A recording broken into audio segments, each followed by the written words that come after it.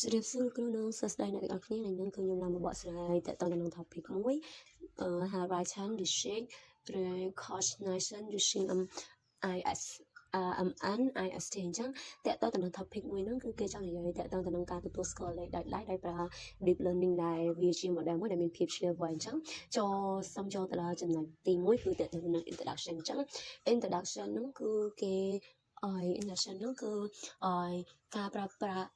MNIST ហ្នឹងគឺជាការទទួលស្គាល់លេខដោយដៃដែលមានសារៈសំខាន់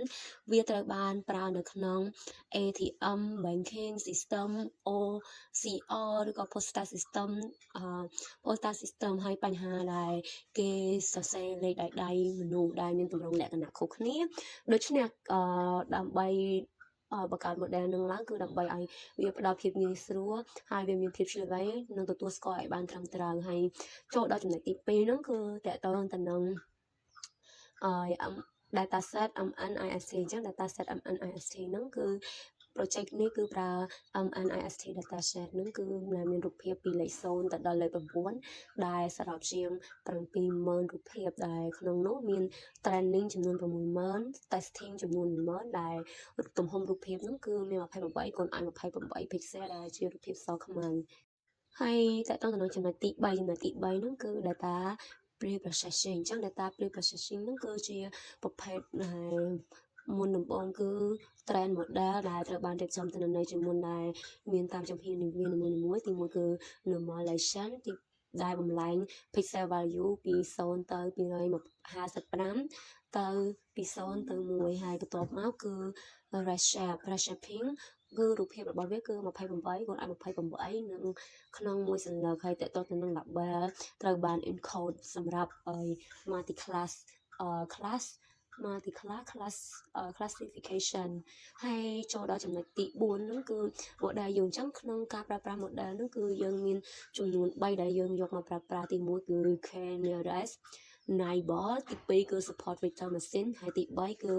custom CNN ហើយចូលដល់ចំណុចទី5ហ្នឹងគឺគេនិយាយតទៅនឹង CNN architecture អញ្ចឹង CNN architecture show model អញ្ចឹងបានខ្ញុំលើកយក CNN architecture យក model ហ្នឹងគឺ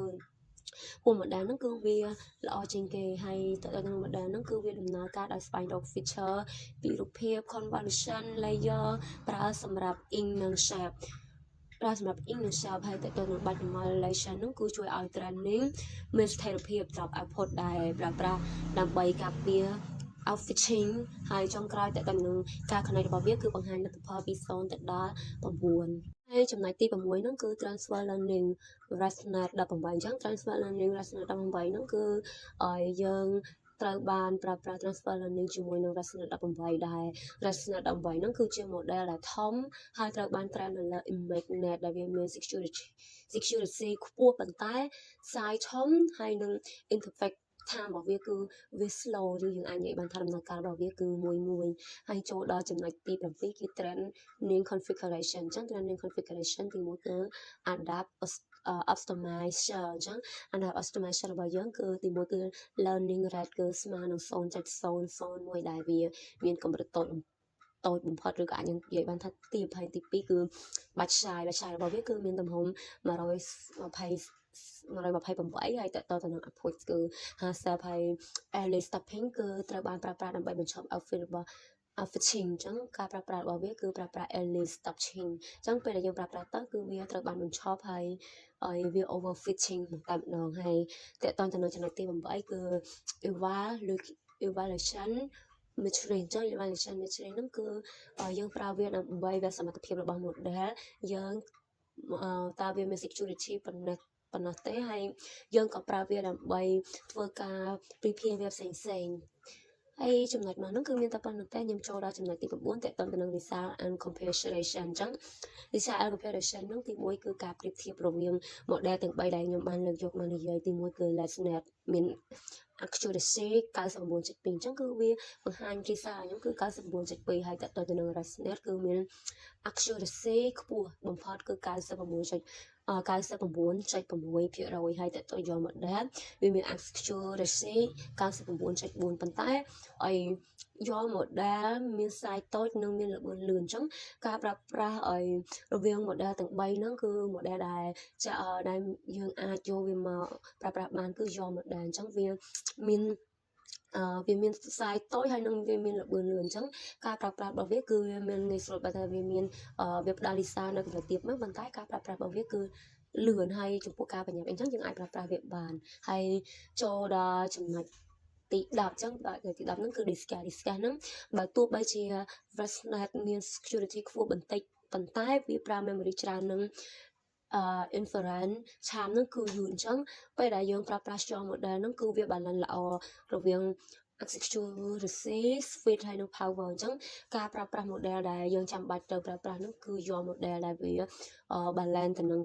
តម្រូវការរបស់យើងជាចាំបាច់ហើយចូលដល់ចំណុចទី11គឺ future work អញ្ចឹងនៅពេលអនាគតហ្នឹងគឺយើងអាចបន្ថែម attention machine nim ហើយ version transfer ហើយតកតងទៅនឹងfew